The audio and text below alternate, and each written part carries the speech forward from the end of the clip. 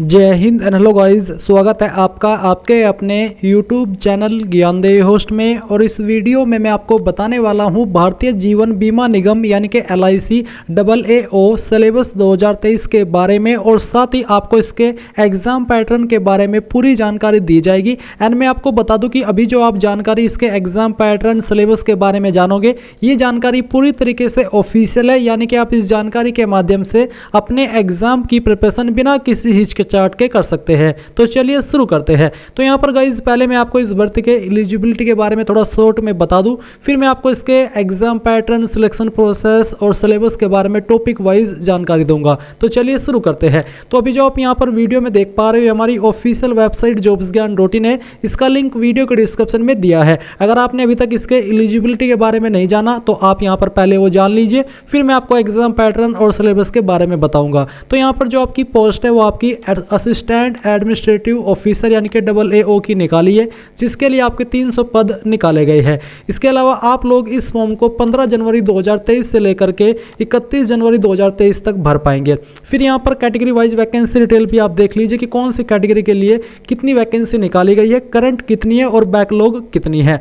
Apply करने के लिए जो आपसे एग्जैक्टली क्वालिफिकेशन मांगी है वो आपकी बैचलर डिग्री मांगी गई है, जो कि बेसिकली आपकी AAO जर्नलिस्ट की पोस्ट है। इस पर बैचलर डिग्री मांगी है और आपको बोला है कि the educational qualification mentioned should be a from a university. Basically आपकी ये जो मान्यता प्राप्त यूनिवर्सिटी होती है उससे होनी चाहिए और रेगुलर के बेस में होनी चाहिए। इसी के साथ ये जो क्वालिफिकेशन है वो आपकी 1/1/2023 तक पूरी हो जानी चाहिए, जिसकी इसके बाद में होगी। जिनका रिजल्ट 1/1/2023 के बाद में आएगा वो एलिजिबल नहीं है अप्लाई करने के लिए। फिर यहाँ पर फीस भी आप देख लीजिए, जनरल OBC EWS के लिए 826 है और SC ST विकलांग के लिए 100 रुपये एप्लीकेशन फीस रखी गई है।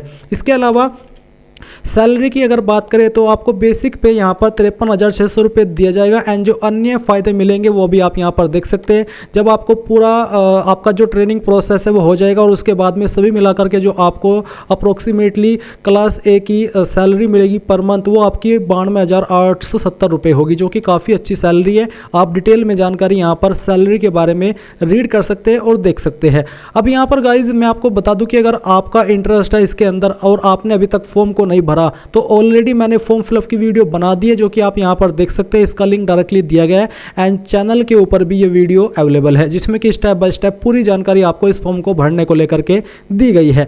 अब बात करते हैं आपके एग्जाम पैटर्न और सिलेबस के बारे में। तो सबसे पहले आप यहां पर जान लीजिए कि आपका सिलेक्शन कैसे किया जाएगा, कितने राउंड के अंदर आपका सिलेक्शन होगा। तो सिलेक्शन आपका prelim, written exam, main exam, interview, document verification और मेडिकल एग्जाम के द्वारा किया जाएगा। मैं आपको ऑफिशियल नोटिफिकेशन पर लेकर के चलता हूँ और वहाँ से ये जानकारी अच्छे से एक्सप्लेन करता हूँ। तो ये आपका ऑफिशियल नोटिफिकेशन है, जैसा कि आप यहाँ पर देख सकते हैं। इसमें आपको सिलेक्शन प्रोसेस दिया है। तो बेसिकली आपका जो सिलेक्शन किया जाएगा वो 3 टीयर्ड के अंदर किया जाएगा। पहला है आपका फेज फर्स्ट प्रिलिमिनरी एग्जामिनेशन। इसमें बोला है कि preliminary examination consisting of objective test will be conducted online, यानी कि जो आपका एग्जाम है ये आपका ऑनलाइन होगा।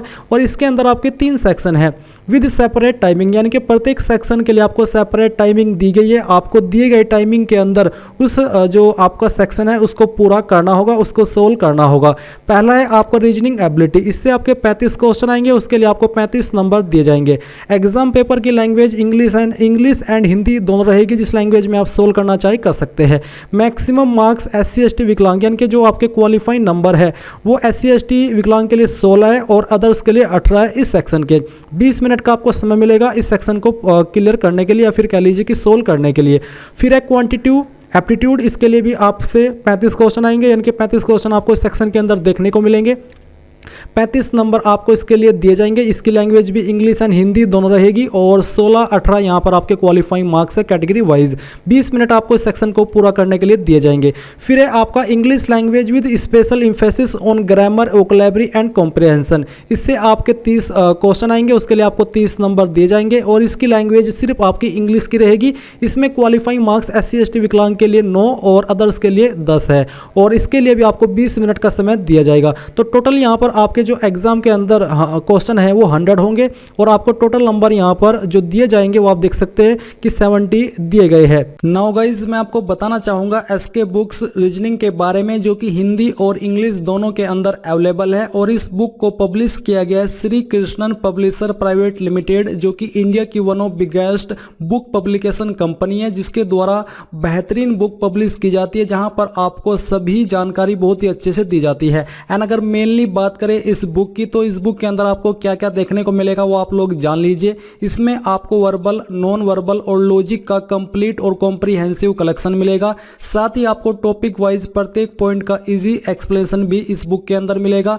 इसके अलावा based on new competitive exam pattern, यानी कि पूरे न्यू कॉम्पिटिटिव एग्जाम पैटर्न के साथ में ये बुक आपको मिलने वाली है। इसी के साथ with shortcut tricks and practice exercise, यानी कि शॉर्टकट ट्रिक्स भी इस बुक के अंदर होगी, प्रैक्टिस एक्सरसाइज भी इस बुक के अंदर होगी। तो ये एक आपकी बेस्ट बुक है आपकी रीजनिंग की प्रिपरेशन करने के लिए। चाहे आप किसी भी एग्जाम की रीजनिंग की प्रिपरेशन कर रहे हैं तो आप लोग इस बुक को परचेज कर सकते हैं। बाय करने का लिंक आपको वीडियो के डिस्क्रिप्शन में दिया है, चाहे हिंदी में बाय कर लीजिए या फिर इंग्लिश में। और कोई सवाल डाउट हो तो आप पूछ लीजिएगा। अभी यहाँ पर आपके मन में एक सवाल आ रहा होगा कि इसमें यहाँ पर टोटल जो नंबर होते हैं वो 100 होते हैं, बट यहाँ पर जो मैक्सिमम मार्क्स है वो 70 दिए गए हैं, ऐसा क्यों? तो आपको यहाँ पर बोला है कि English language test will be of qualified nature and the marks in English language will not be counted for ranking, यानी कि इंग्लिश के जो आपके क्वेश्चन है, जो नंबर है वो यहाँ पर काउंट नहीं किए जाएंगे, ये सिर्फ आपको क्वालिफाई करना है, ऐसा इन्होंने यहाँ पर आपको बोला है। और साथ ही आगे candidates equal to 20 times of number of vacancies in each category subject to availability will be shortlisted for main exam, यानी कि प्रत्येक कैटेगरी में जो भी वैकेंसी है उसके 20 गुना कैंडिडेट मेन एग्जाम के लिए शॉर्टलिस्ट किए जाएंगे। तो ये हुआ आपका प्रीलिम एग्जाम का पैटर्न। इसके बाद है आपका फेज 2 यानी कि मेन एग्जाम। इसमें बोला है main exam will consist objective test for 300 marks, ये आपका 300 मार्क्स के लिए रहेगा। डिस्क्रिप्टिव टेस्ट भी इसमें होगा जिसके लिए 25 नंबर मिलेंगे। Both the objective and descriptive test will be online, ये दोनों आपके ऑनलाइन होंगे। The objective test will have separate timing, यानी कि ऑब्जेक्टिव टेस्ट की आपकी सेपरेट टाइमिंग है प्रत्येक सेक्शन के लिए। और candidates will have to answer descriptive test by typing on the computer, यानी कि कंप्यूटर के ऊपर टाइपिंग करके आपको ये टेस्ट देना है।